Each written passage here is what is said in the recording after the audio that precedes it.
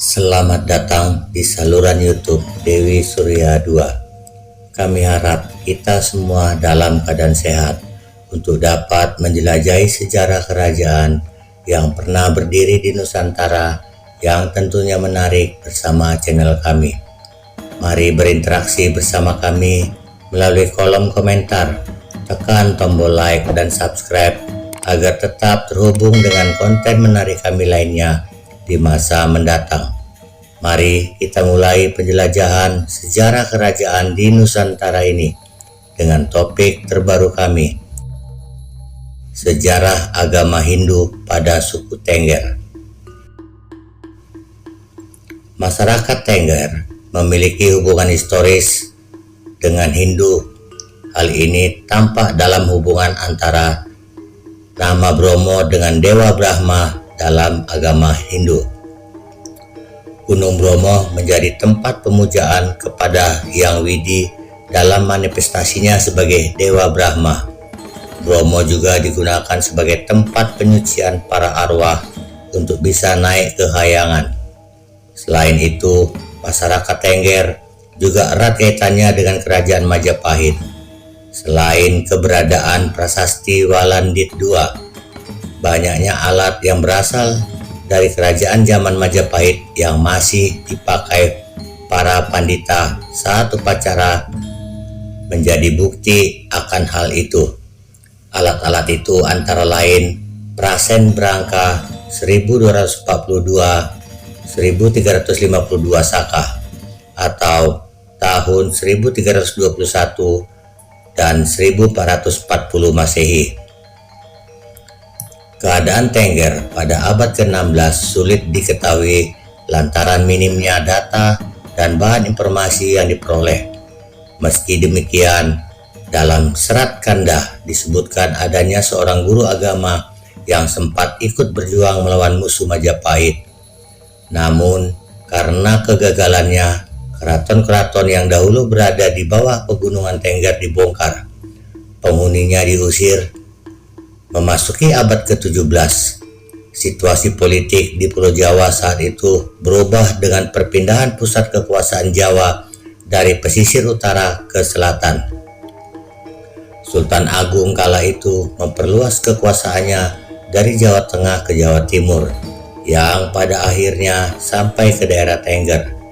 Pusat kerajaan pengikut agama Hindu yang masih ada berada di ujung timur Jawa, Blambangan. Itu pun pada akhirnya berhasil dikuasai oleh Sultan Agung. Saat dalam perjalanan kembali ke Jawa Tengah, pasukan Sultan Agung menghancurkan keraton Tengger.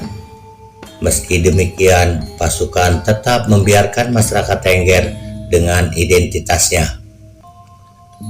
Memasuki abad ke-18, sebagaimana tulisan Robert Hefner, pejabat Belanda memasuki Tengger untuk mengamati keadaan sosial ekonominya.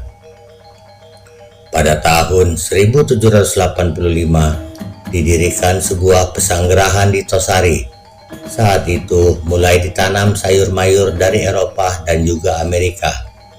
Hasil pengamatan pejabat Belanda diperoleh gambaran bahwa masyarakat Tengger sangat jauh dari kejahatan, bebas dari candu. Masyarakat Tengger juga memiliki karakter yang jujur. Mereka adalah pemeluk Hindu yang memuja Brahma, Siwa, dan juga Wisnu. Saat perang kemerdekaan, peran masyarakat Tengger tidak begitu terlihat seperti diungkapkan. Menjelang tahun 1945, masyarakat Tengger mulai menggali lagi identitasnya dengan mempelajari sejarah nenek moyangnya yang berasal dari daerah Majapahit. Agama yang dipeluk waktu itu tidak jelas, meskipun menyatakan diri sebagai pemeluk Buddha. Puncaknya adalah pada tahun 1973. Ketika itu, pemerintah mulai mengadakan pembinaan keagamaan. Saat itu, oleh tokoh masyarakat setempat, disepakati bahwa agama masyarakat Tengger adalah Hindu Dharma yang sudah terintegrasi dengan adat setempat.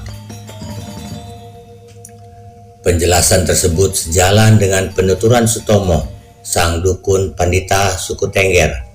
Sebelumnya masyarakat Tengger memang tidak memiliki kejelasan perihal agama formal yang dianutnya.